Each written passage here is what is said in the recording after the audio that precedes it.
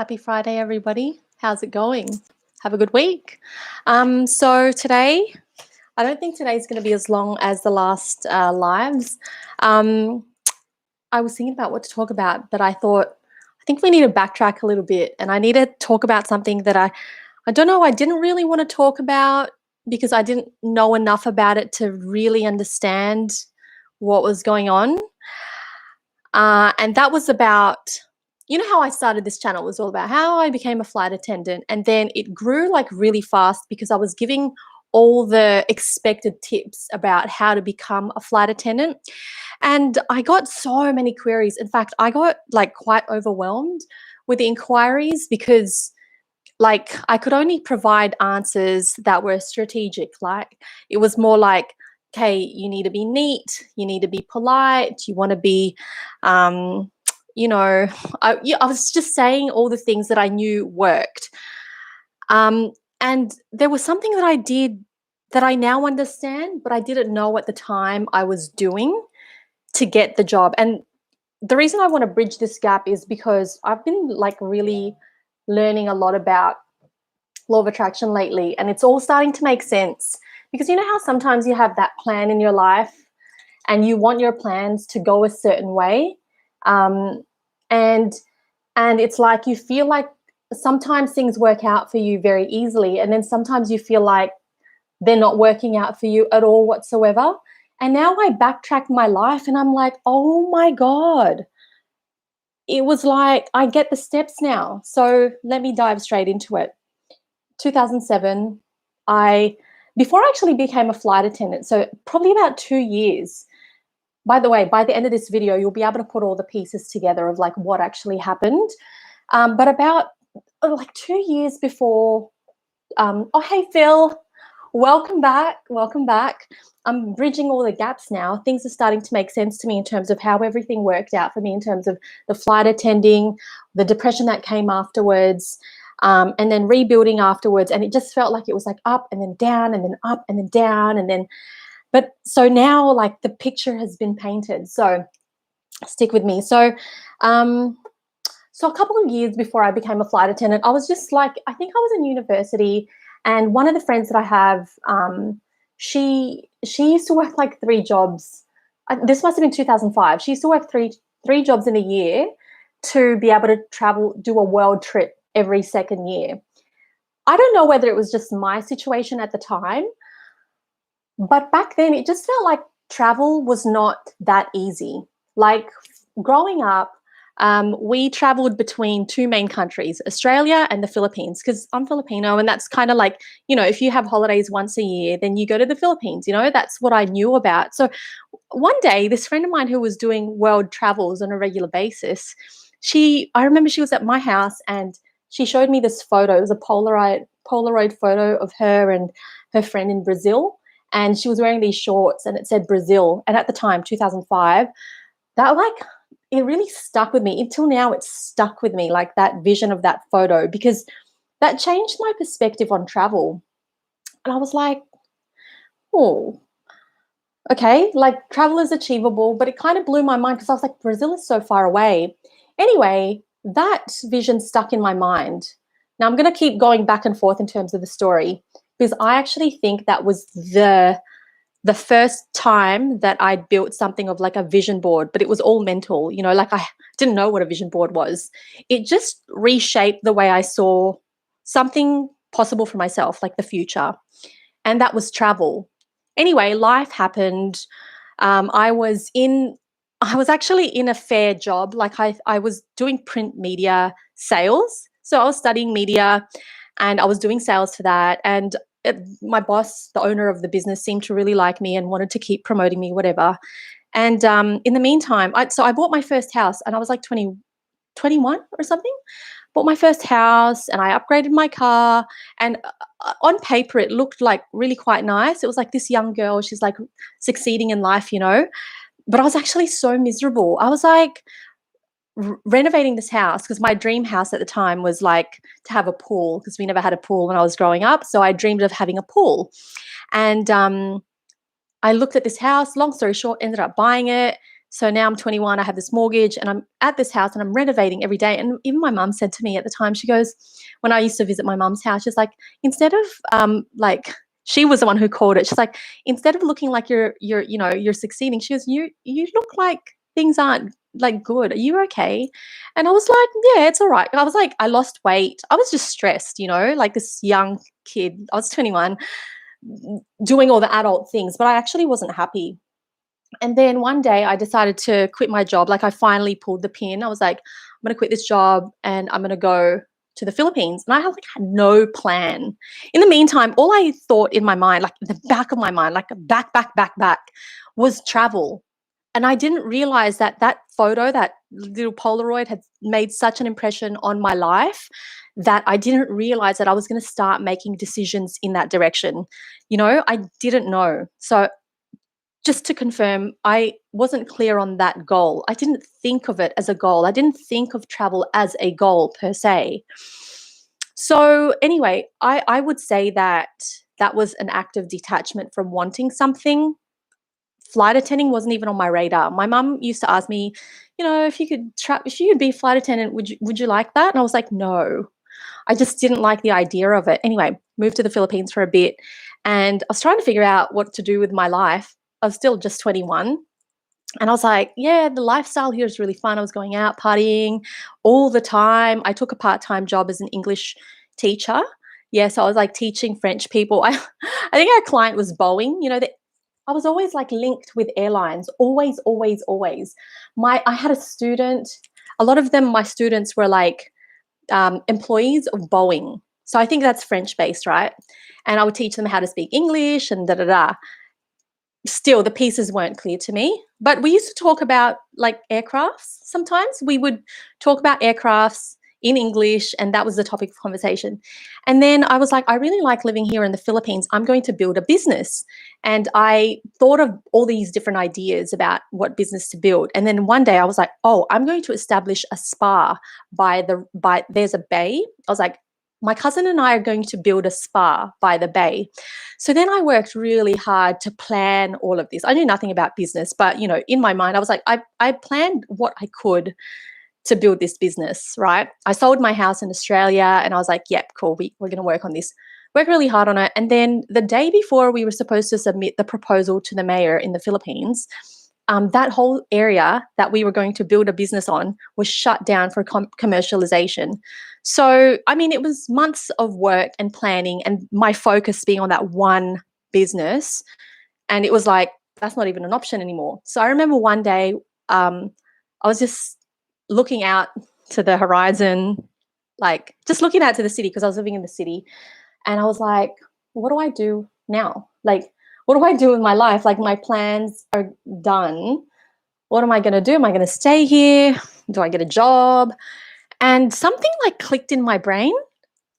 I was like, oh, you should apply to be a flight attendant. Something happened before that though, like a cousin of mine. Hey. Is it do I pronounce it Don't? Let me know. So basically my cousin who was working for Emirates already, she had visited the Philippines. So she came on layover. Emirates wasn't famous yet back then. It's like no one even knew what Dubai was. Truly, this was my experience of it. Like nobody knew. And she came and, I was like kind of interested, but it wasn't, the job of being a flight attendant was not on my radar. Like when we caught up, it just wasn't a thing in my brain. Like I was just so focused on having a good time in the Philippines and building this business. But the time that the plans fell apart in terms of this spa business that my cousin and I were going to build, it just like I was looking out to the city and I was like, you should just apply to be a flight attendant. And I was like, right, okay. So I started researching that. And I started researching like the different airlines. So there's like Philippine Airlines, Malaysian Air, Singapore Air. Like I didn't consider working for an Australian airline. But anyway, I applied to all of them, even though the requirements look like I wasn't going to be eligible. First of all, I thought I was going to be too short anyway. So one of the things that everyone said about being a flight attendant is like, you have to be tall. And I'm like, I'm 5'3". How am I going to become a flight attendant? Anyway, but that didn't really stop me because there wasn't really much stopping me. I had no other option. So I was like, ooh, just apply. And then what happened was I sent in my resume to Philippine Airlines. At this stage, I hadn't even applied to Emirates. I don't know why. I just felt like I wanted to be based in Asia. So then anyway, I submit my resume, and the only person who's sort of like accepted me was Philippine Airlines. And when they finally called me, turns out they sent my resume to the wrong department. They sent my resume to the call center department of Philippine Airlines. They go, oh, you can come in for an interview. And I was like, for a call center job. And I was like, I submitted my application for a flight attending. So anyway, it was like this, like everything was like ding, ding, ding. Everything I planned was like, and it was just like barrier after barrier. And so anyway, after that, I resubmitted my application and it finally went to the right department. So it went to the flight attending department of Philippine Airlines. And then they give me, yes, Desmond, I'll save this. And like I said, you might not agree with what I think actually happened here, because I just think to myself, like, if everyone followed the steps of dressing well, behaving well, and, you know, being sociable enough, then why doesn't 100% of the applicants get the job? You know, there's something different. And at the beginning of this, when I started my channel, I just felt so anchored into telling people the strategy, you know, the step-by-step. I mean, that's what people wanted to hear, I think. People wanted to hear that you've got to go to school for it. I feel like people almost wanted their life to be a little bit harder. I felt like people wanted it to be harder for them to get the job before they become deserving of the job. But I hope the story really unpacks it all, because I know a lot of people who didn't really want the job who got the job. And that probably sounds like horrible to people who really, really want the job. And then to hear that there are people rocking up to the interview who like 50% want it and don't really care about it, but then get the job and then take the spot of other people who want it. So anyway, so this is what happened. So I sent my application to Philippine Airlines. They finally called me into the interview, and I remember this conversation on the phone. They gave me the address, and I specifically said, so just to confirm, the address is here. I read out the address. Yep. I go to the interview and I'm running early, to my knowledge, and oh my gosh, the address that was given, like, I couldn't find it. It's like it didn't exist. Like the building, it looked like a shut down building. So then I started stressing, like, I'm going to be late to the interview. I'm going to be late. I'm not going to make it. So I got out of the taxi and I started walking. And if you've ever been to the Philippines, it is hot. And I was here dressed in my perfect flight attending interview outfit, and I was late. I was 15 minutes late. And I got there and I was speaking with a receptionist and I was like, I'm so sorry. And I explained the whole story about misunderstanding about the address, but she was just like, I'm sorry, I can't let you into the group interview. It's not like one of our first things is that you must be on time. So then I was kind of like, right, none of my negotiating here is going to work. So anyway, there was this one guy behind me and he overheard like this whole conversation, and he's like, well, I'm going to go to, like, I'm sorry about what happened. I'm going to go to this other interview. It's for Emirates or Etihad. It's for a Middle Eastern airline. And at the time, I hadn't really decided whether I wanted that to be my life. But like, what a coincidence, you know. Anyway, I had nothing better to do with myself that day. So I was like, yeah, okay, I'll go with you. And right after that, turns out that there's an agency in the Philippines that pre-qualifies people who apply for Emirates and Etihad and that sort of thing. I don't know if they're still around, but they're called IPAMs. Anyway, so please take note of all of these random things that were happening that I felt like in my life that actually led to Emirates. So then we go there and there's people there already. We drop our resume. They do like a skin check, like to see if you've got scars, like visible tattoos and that kind of thing. And I kind of forgot whether this all happened in one day or if it happened in two. I think it actually happened over two separate occasions. Now, get this, coincidence. A few months before that, I had done a photo shoot for, have you ever heard of FHM magazine? For Him magazine? Prior to this, I had done a shoot for Him magazine, FHM. It was just a bikini shoot, whatever. It was fun. My mum was there. You know, it wasn't too much, but I did know that I was applying for a very conservative airline. And I did not know whether it was good to say that I had done this photo shoot or bad to say it. Like, I didn't know if they're going to be like, right, you did that photo shoot, we can't accept that. Or like, who knows, like the culture of, like culture plays a role, right? So anyway, when I got into the interview and they checked for scars, I have like one mini scar. We did the reach test. So I had to reach the top of the door. That's how it normally works. You reach the top of the door. That's all good. And we get to the interview before I get in with Emirates. And the guy goes, what have you been doing here in the Philippines? And I go, well, I've been teaching English and I've been doing a little bit of modeling. And he goes, oh, okay. Have you been in anything that, you know, I might have seen? And the thing was, this was kind of crucial because I kept on hearing people saying that, oh, they hire people who've like done modeling. They're like, if you've ever been in commercial, blah, blah, blah, like you'll get into the next stage. Bear in mind, I was 21. I knew nothing.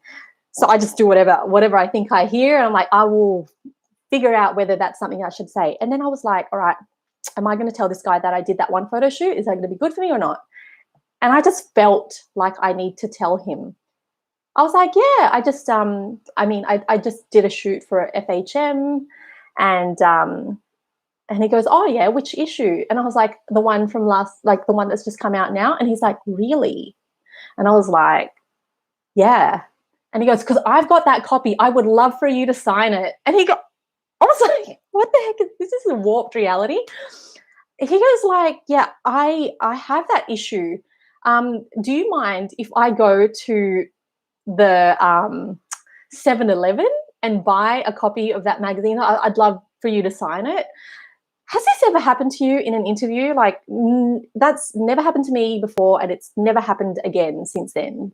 But it was like more strange occurrences after strange occurrences. So then he goes away, like the guy interviewed me goes away, then he comes back with a magazine, and I'm signing the magazine with an autograph, and he goes, that's awesome. I was like, right.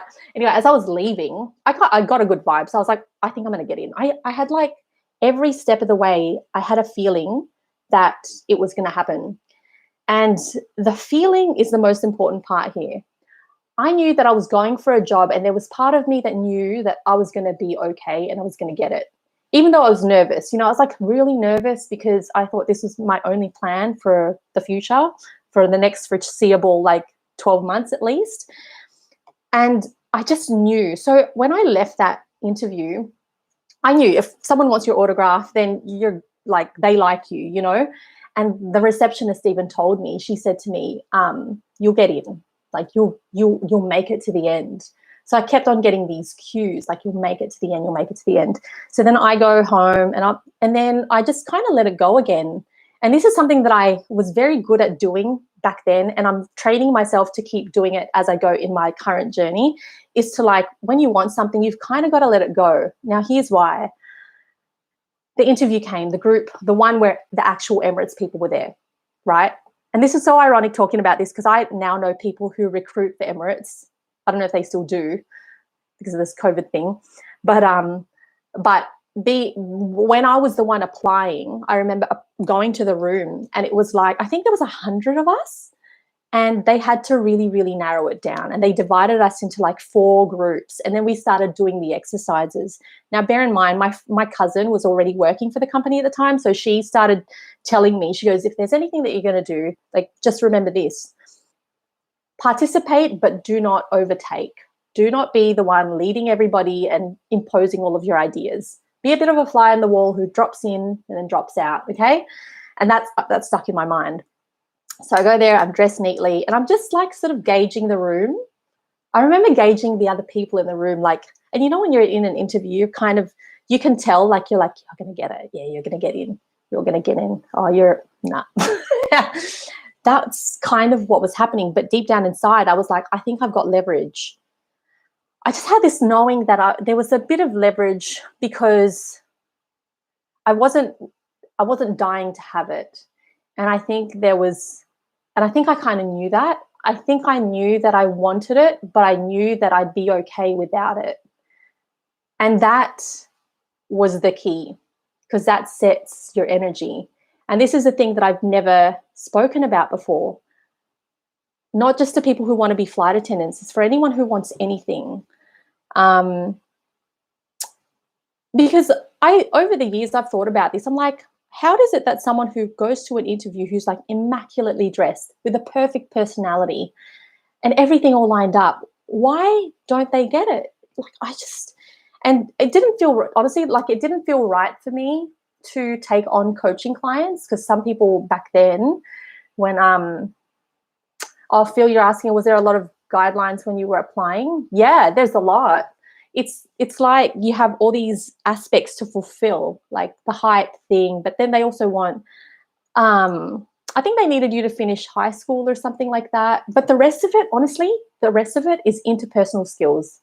And they want someone who can sort of make decisions, but they don't want a lot of conflict on the plane. So when you have a very strong personality that wants to take over things, the situation, because there's like over 400 people on a plane, and there's a time and a place to be that kind of people manager, but it's not when you're just applying. Like when you're just applying, I think this is just something I observed. The common denominator of the people who got in were like people that you can mold, that you can shape into someone who can lead, but isn't too strong, like not too, put it this way, I don't think you're meant to display, the highest form of leadership skills when you're first applying. It's not so much leadership, because I think you can lead. It's more about force. I think it's more about not being too forceful when you first start. And it's not about being forceful ever when you become the manager. It's more about like leading quietly and like giving people their space and that kind of thing. But anyway, during the interview, I started seeing people, every stage people would drop off. And then you think to yourself, what happened in the last scenario? What did I do that got me further? And what did they do that got them not further? Like that got them eliminated. And so I remember as I went through the phases, I was like, the main thing was like, whatever happens, be cool, be calm, be cool. Treat them like people, not as gods. That's very bold to say, but honestly, like on the day, there were some people treating like the recruitment people like they were gods and goddesses walking on this earth. And if you can visualize what that looks like as an energy and as a behavior, it's not that desirable. I think if you know that you fit the role, you behave and you act like you fit the role, even if you're nervous. Even saying that out loud kind of, I don't really know if I'm describing that well, but I'm just thinking back to the day and thinking about the other people who got in. There were a couple of surprises about people who didn't get it. Like there was one girl, I was like, she's definitely going to get it. Oh, the guy that I actually went with, remember that guy that I was telling you, he was the one who took me to the interview, and he took me because he was applying. He didn't get it. Like he didn't get it. He got eliminated.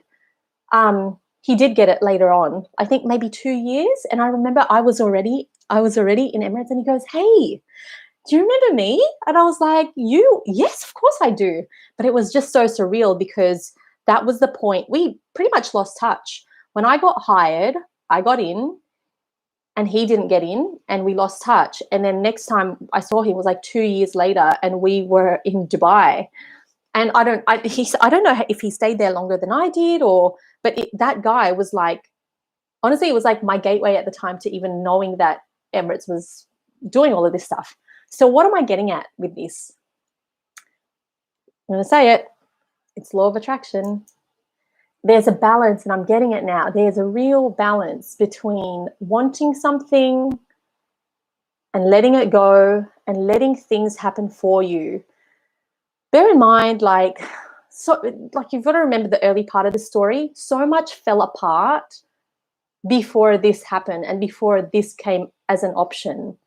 Like, I was trying to build a business. I spent months of like a lot of work to try to build that.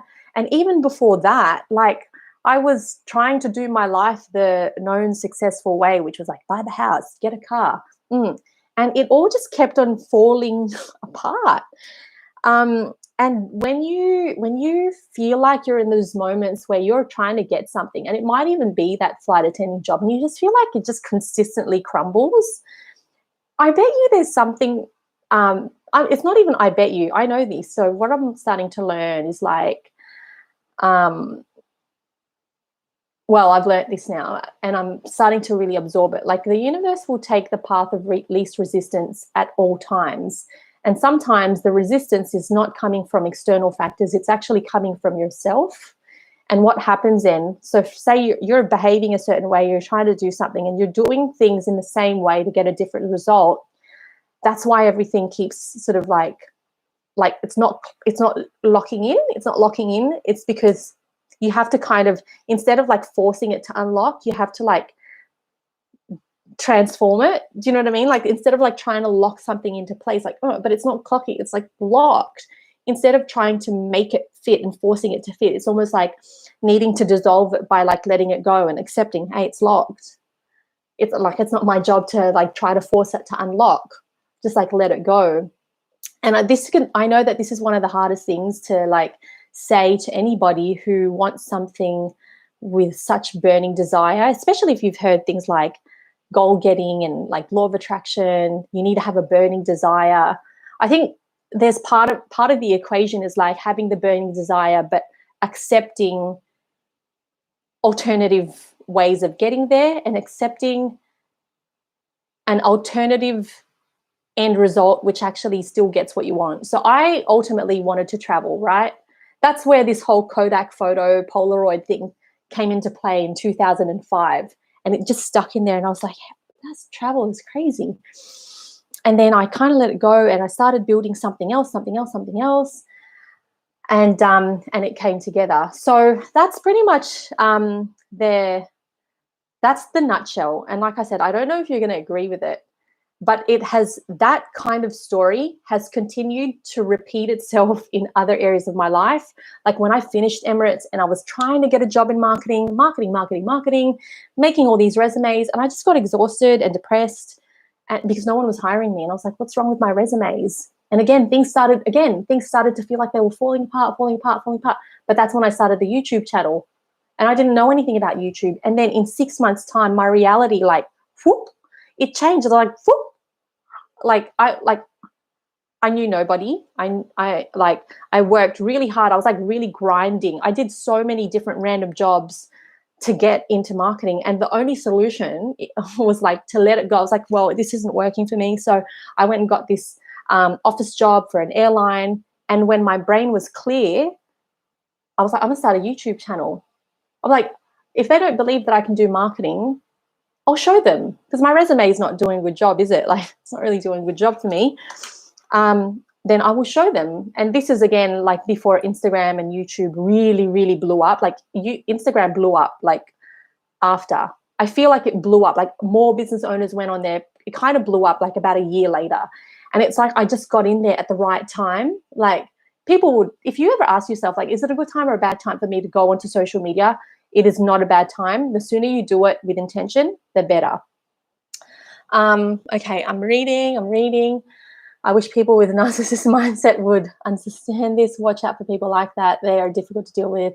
They're forcing. But sometimes the thing is, like, in terms of the force, sometimes it's not even, it doesn't look forceful. It's more so the desire of it. The desire almost feels like you hit gridlock. And you might be like such a great person, but your desire for something gets put into gridlock, and it might be, and you might feel like you're at the mercy of like people hiring, like recruiters. And like I said, like now that I know some people who do the recruitment for these sort of like dream jobs, they're also just people. And now when I hear about it from their point of view, whenever they're hiring, they just want someone who can communicate with them in a normal level.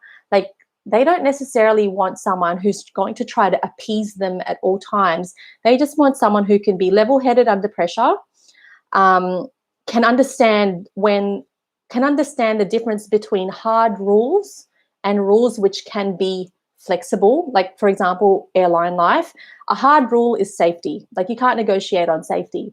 But bendable rules is like for service recovery and things like that, is more around like how you would treat people. If at the beginning of the interview someone came in and, if at the beginning of the flight someone came in and they felt like they had a bad experience and you have this service, but it's only for like business class or whatever.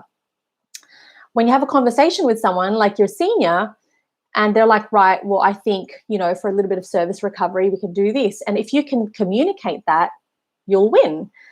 Anyway, like I said, like when I've started to realize now when it comes to anything, whether it's just that flight attending job or like, or anything that you want, even in your own business, it's all about relationships and being able to communicate your truth. And if there's anything I can really, really suggest to you, it's this. Instead of working on, this is going to play a role. Yes, the way you dress, the way you present yourself is going to play a role. And sometimes that's going to play a role in terms of the first impression that you create, or it's the last thing that they pay attention to, because it's mainly your demeanor and your energy that will come across like strongly, and your physical appearance will only support that.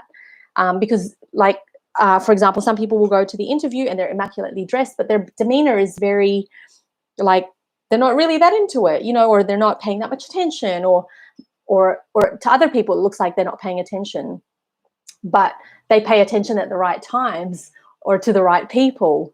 And it's more like having a sense of people and having a sense of how to work with people. That's what it's all about. So instead of focusing on the superficial things, I would really recommend, I think even when I started to give more substantial advice to anyone, it was more around, if you don't feel confident even talking to people before you apply for this job role, it's a good idea to put yourself in a scenario where you are interacting with people all the time and having difficult conversations or making difficult choices, because actually by the time you get into the job, that's what it's going to be anyway. You're going to be talking with people, or you're going to have to make choices about certain things. So just catching up. If you happen to save this video, would you mind adding the English subtitles? There are some words I don't really get English. Oh, sure, Desmond. And let me know, if you're still here, Desmond, let me know which of those things that, especially like Australian English, sometimes we have some slang. But yeah, you're right. So Phil, constructive criticism, professional and speaking at a professional tone of voice, practice by role playing. Yeah, absolutely. More so like reading people's energy. So let's flip the scenario, for example. Let's say you were the recruiter, and as a recruiter, you've traveled to this many countries or this many cities, and you've seen hundreds of people at the time, like over a short period of time. If you can empathize with that scenario of someone who has a very difficult role of choosing the right people for this job, how could you make their job easier? And sometimes it's not by appeasing them and complimenting them and all of that sort of thing. It's more about just being able to have a flowing conversation and being able to think through your answers before you say it. I remember when I first started, making the content around flight attending, so there are some things already that are going to give you some friction, right? And let's step some things. Like, for example, if you know that the requirement to go to the job interview is to wear corporate wear, if you're considering wearing a fluffy skirt, then, and you have this deep desire, but I really want to wear, and don't even laugh, because people used to ask me this question.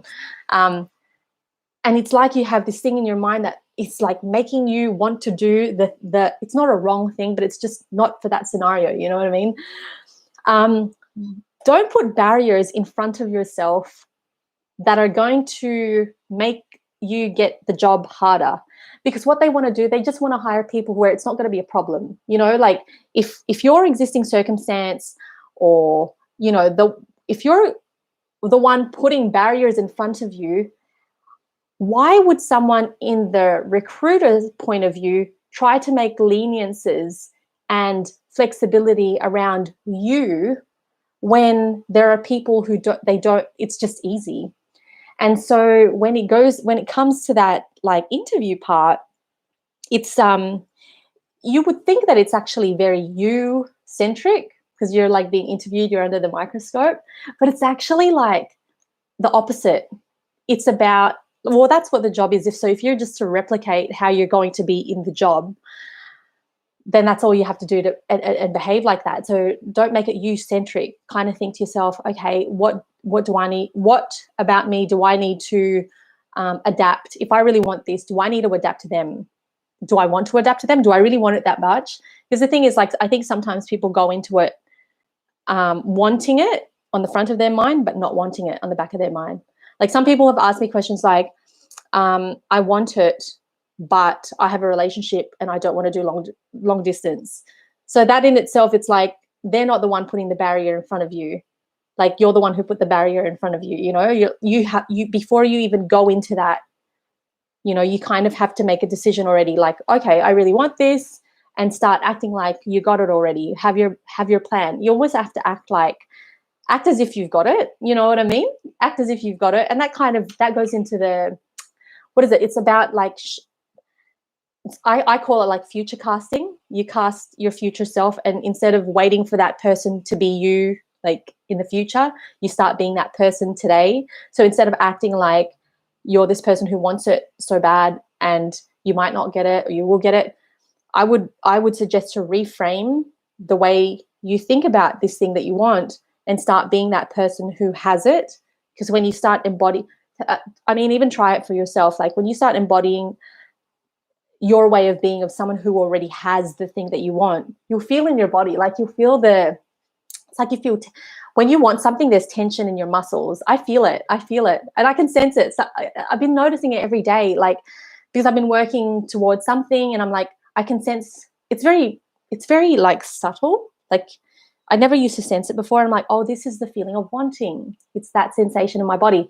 And then I think to myself, how would I behave? How would the Christine who has that thing, how does she behave? And I'm like, oh, she's like so much more chill. And I think Phil, like we talked about this last week, it was more about, oh, future Christine is like so chill. And same with you. Like, I mean, if you've already gone for the job and you hadn't gotten it like right away, and you've gone, okay, well, I'm going to wait for the next one, and you feel like you're really waiting for that one thing, you know, that one thing that's going to change your life, or you think it's going to change your life. Like, I encourage you to reshape that, because it's like opportunities don't end. Like, opportunities will keep on coming. If you believe that they will end, they will end. If you believe that they will end, you will act like they will end, and that will affect your way of being and the way that you present yourself in those scenarios. But if you start to think, okay, this is just one of many opportunities, like this one interview that I'm going to is one of many, like, and if I don't get this, there's going to be more. And I'm not saying be negative and be like, oh, I'm not going to get it. It's more like you need to rearrange your energy. And one way to do that is to understand that opportunities come. And if it's not this one, then it's the next one, because it's never the end until you say it's the end. Yeah, you're the decision maker in this, like in this picture. You are the one who has the power. So you have to understand that. You have to understand that it's about your energy. So, and reframe the way. So the next time you go, let's say you have an interview lined up. Next time you go, reorganize your energy, and before you go in, just be like, what would the me who has this job, how would that person act? Like, and just take a notice, like you'll change a little bit. And you go from like desperate energy to like chill energy. And chill energy is just an attractive energy to be around. Notice that's why, like, a lot of people, it's like when they don't want you, you want to chase them. And it's the same with going for the things that you want, including like this job. Like, when you act like something is out of reach, you're going to behave like it's out of reach, because your energy, you will embody that in the way that you speak, in the way that you behave. And sometimes it's very subtle. Sometimes it doesn't appear very, sometimes it doesn't feel very abrasive. It's just a little bit off.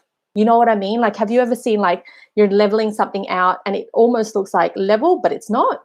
That's it. That's like the difference between like being super aligned and it's just clear and you're just chilling, versus like almost aligned, but it's just a little bit abrasive.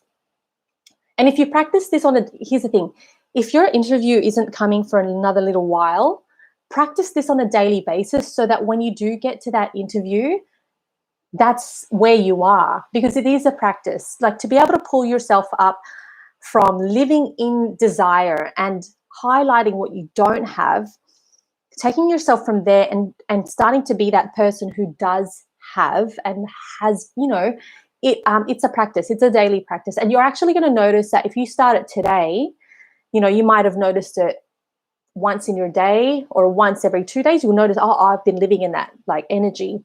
But then the more you're actually coming into it, you're going to notice it more. You'll be like, oh, I didn't realize that I actually am acting in that lack mindset more often than I thought. I remember when I came into this and I thought I already was embodying that energy that I wanted. But then when I started taking notice, I was like, oh my gosh, I'm actually living in this lack all the time. I was like 5 times a day, or like, I was just 10 times a day. And then that's when I realized, oh, okay, but this is good. It's good that I'm noticing it 10 times a day, because that's 10 opportunities for me to go, oh, let me just like make a little tweak to that. Let me make a little tweak to that energy. Let me make a little tweak to how I speak with that person. Let me make a little tweak to how I make that decision. And it's life-changing. Those little tweaks are the thing that's going to get you there. Now, going back to what I said about, this whole story, I'm not saying that I didn't want the job of like Emirates flight attending. I'm saying that I wanted it, and I kind of knew that my main role was to be cool. And even backtracking for that is like, the desire was there, and the desire was actually not to be a flight attendant per se. The desire was to travel, and I was going to be happy with however that came, whether that was going to be through that job, another job, through some sort of random reason. And I think I've said this in the past lives before, if it's something that you really want, you've got to really dig into why that matters to you. Why is it flight attending? Is it because we're conditioned, like sometimes we're led to believe that a certain job is going to cause us something. That's why a lot of people say, oh, I'm going to do this in my life because I think that if I do this job in my life, then I'm going to make a lot of money and I'm going to be happy. But there's often the disconnect sometimes happen. Like, yeah, you make the money, but sometimes money isn't equivalent to happiness. Like they can come together. Like they can come together really, really in a beautiful way. But to think that money equals happiness, or flying as a flight attendant and seeing the world as a flight attendant is the thing that's going to make you happy. Like it can be a combination, but it's not the only combination. Like if you can be open to, if you can dig deep into why you want something, that will allow, the gridlock that I was talking about before, you'll start to loosen up that gridlock, because you're not so focused anymore on not having that one thing that you think that's going to get you the result. Anything can get you the result. If you realize that it's travel and no routine, and you want flexibility, and you also want that financial support, and you're like, oh, I'm kind of actually cool with getting those end results without doing that one particular job, or without doing that particular job for that company. Because I think as well, we put companies and brands on a pedestal, thinking that it's that brand that's going to get me there, that's going to bring me that happiness. But you've got to remember, a brand is just an organization. A brand is an organization that has a reputation, and you're still operating within the confines of that organization's standard operating procedures and values. And so if it's the brand that's attracting you, it's an organization, and it can see you. I'm very grateful for my time that I had, and I'm glad that it was an epic brand. I feel like all of the rejections that happened to me prior to that happened so that I could work for this epic brand. But I also think that a lot of the rejections that happened thereafter in my future life, in my life after flight attending, I think those things happen so that I can sort of deconstruct where, not just for myself, but to pass on the message. I'm just here to pass on the messenger. No, it's I feel like a lot of the things that happened after that, the rejections and the struggles, and to be able to deconstruct what was going on there and what does happen when things sort of aren't going your way, they're actually going in a better way, so that I could pay it forward and sort of be like, right, now I understand like why is more powerful than what. Whoa, that was deep. Why is more powerful than what? Because what is travel? So let's say your what is your goal to travel, but why is the thing you're like, why do I want that so much? Oh yeah. Oftentimes we start off with what, and we kill ourselves for that what, that one thing that we want. But actually, when you start discovering the why in a deep way, you start to loosen that gridlock a little bit, and you start to attract the real what. Yeah. All right. Well, so we're coming to the end. If someone doesn't want you and you want them, Phil, if someone doesn't want you and you want them, the best thing to do is let them be in peace, and the person who wanted to be in peace should move on and let things happen naturally. Men and women, law of attraction, starting and manifesting a relationship. That's another topic. It's kind of like quite similar, isn't it? Like attracting the things that you want and attracting the person that you want. And we think that they're separate. We think that, I can control things, but I can't control a person, so it feels harder. Hey, but as I study this law of attraction and the quantum, the laws of the universe, I'm starting to realize that the desire for anything, whether it's person or a thing, it's the energy that you put towards that actually attracts it into to your life. I think we think that because we can't control people, that it's much harder to get people, but you can control things. But that's just like an illusion.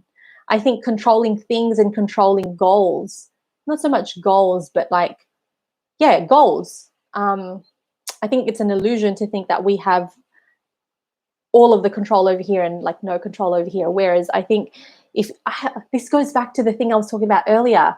It's all about people. Like if you can understand how to work with people, you'll understand how to work with things. If you can understand how to attract people and influence people without being like forceful and like living in that gridlock or having like too much desire. And if you can understand how to do that with people and then start and transfer that same knowledge to your goals and things that you want in your life, you're going to start to see that things will actually fall into place for you. Just remember, the universe always operates in the path of least resistance. And sometimes what we think we want and the way in which we want it, we think that that's all. That in itself is the resistance. So the real work is to kind of like acknowledge it and be like, yeah, I see this, I got this. And maybe I should just let it sit for a bit and let it go. So that's what am I going to leave you with today? That's the real story. Like I said, I don't know whether you would agree with it because it's not an exact formula. I'm not like personality plus a uniform plus the right words to say is going to get you that job. It's almost like understand what you want, know it, let it rest and let it simmer in the back. Allow the universe to put things into place for you, and then be there, act as if you already have it. The energy for that is very different from acting like you are dying for it. Just notice yourself when you're dying for something versus when you have something. Practice that on a regular basis. Try to identify when those moments happen in your life and just be like, all right, it's happening. And then like let it go and let it go. Be flexible, understand your why. And if you're not too sure what that why is, then this is a great time to start getting to know it. This is a great prompter. These lives is just a little reminder. I watch the things that you're similar to what you just stated. Yes, do you mean Desmond? I've watched and read things that you said are similar to what you stated. Yes, do you mean about like how to behave and how to attract that particular role? I want a peace of mind and be more outspoken. Phil, do you feel as though there's more space for your self-expression. Pretty much everything. Yeah, about, do you mean, Desmond, like the way of being versus all of the rest of the supposed recipe? I think it's kind of it's under service. I mean, you'll find a ton of videos on the internet there that'll tell you how to get the job. And I don't think I knew enough about this to be able to talk about it. And I didn't feel confident about it to talk about it. Sorry, my dog. Hello. I didn't feel confident to talk about it because I just really felt like people wanted the ABC kind of answer. But I don't think it really is the ABC. It's a nice little recipe of law of attraction and a state of being. That's another, I got to write these things down. Your why is more important than the what. Why over what? And what did I say? It's not about the recipe. It's not about the ABC. It's like, what did I say? It's about like the pre-work. Oh, I forgot. If anyone remembers what I just said like 2 seconds ago, let me know. Yes, there is more that I want to express in my actual life, but the only setback is fear of being politically correct, of dodging certain deep topics. Well, I feel you, Phil.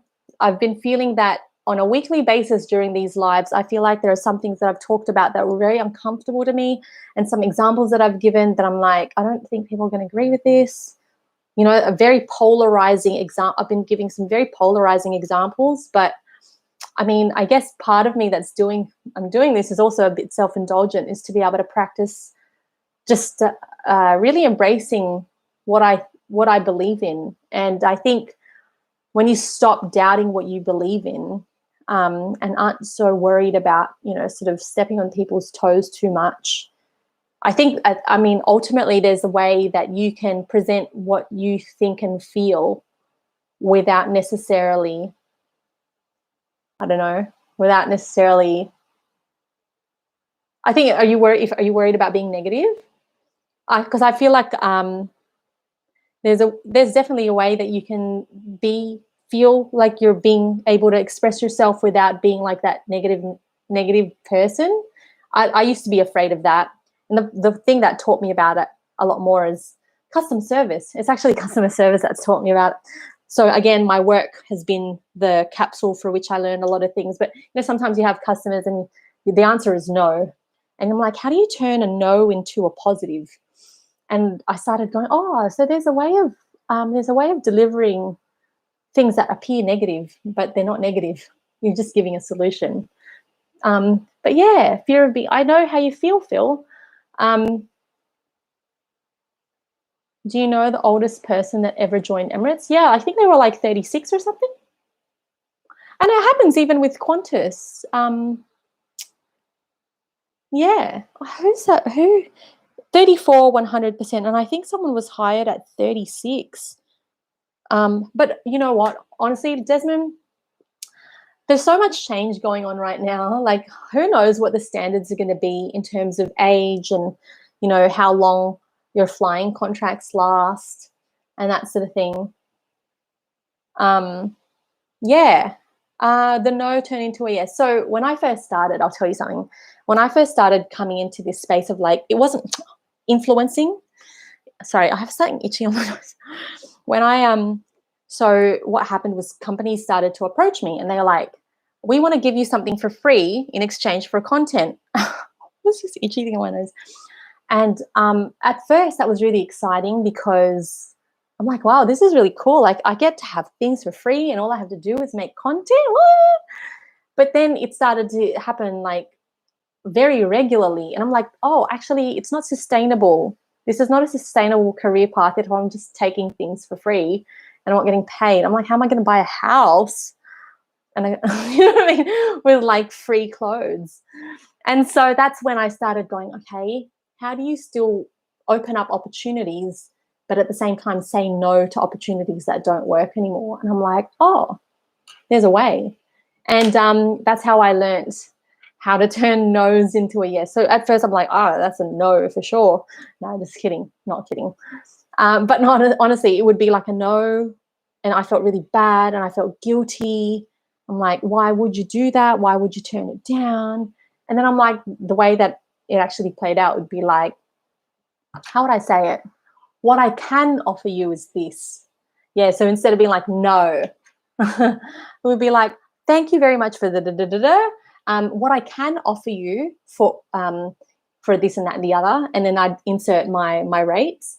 And I was like, oh, that's actually a win for both people, because maybe they're offering me something for free because they don't realize that they can pay for things because I haven't opened up that that opportunity for them. So yeah, my work again has taught me a lot of things in terms of communication. But yes, does anyone have any questions about today's conversation, or any reactions, any agreements, disagreements? Let me know in the comment section. Otherwise, we'll start wrapping it up. If you have any requests for next week's live, oh, actually next week, you guys, I don't know if I'll be able to come on Friday. I'm shooting on Thursday though. I'll be shooting on location. I love shooting on location. It's good fun.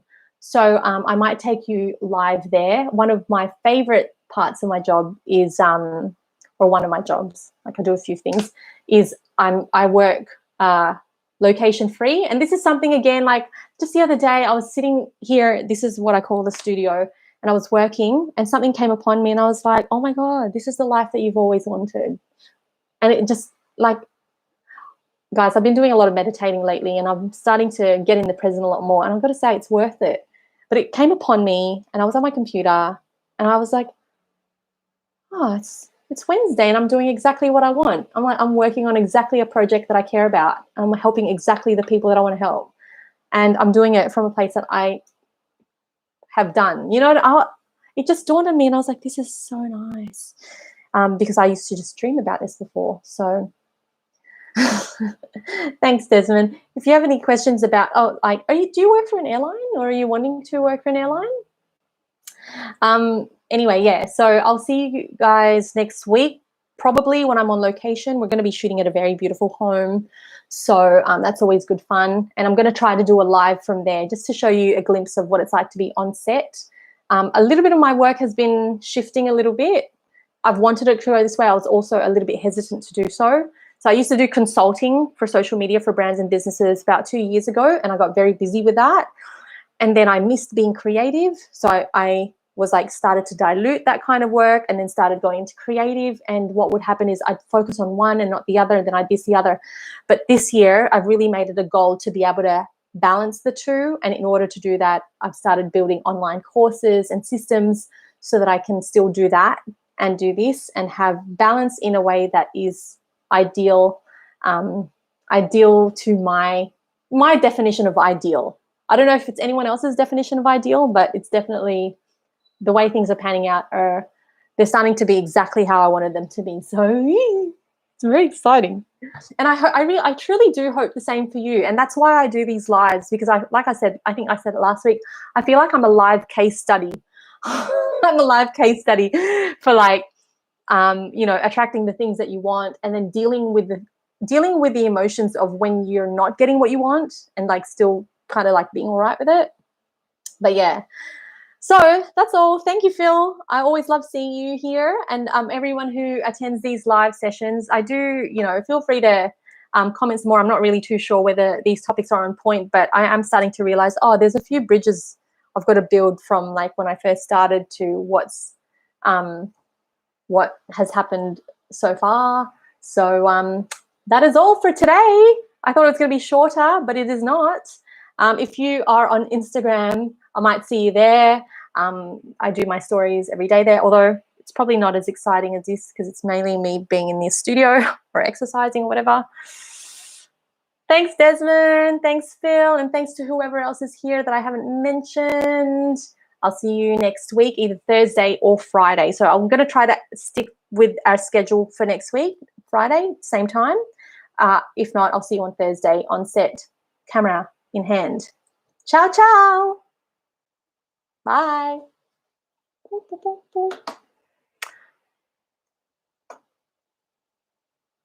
Okay.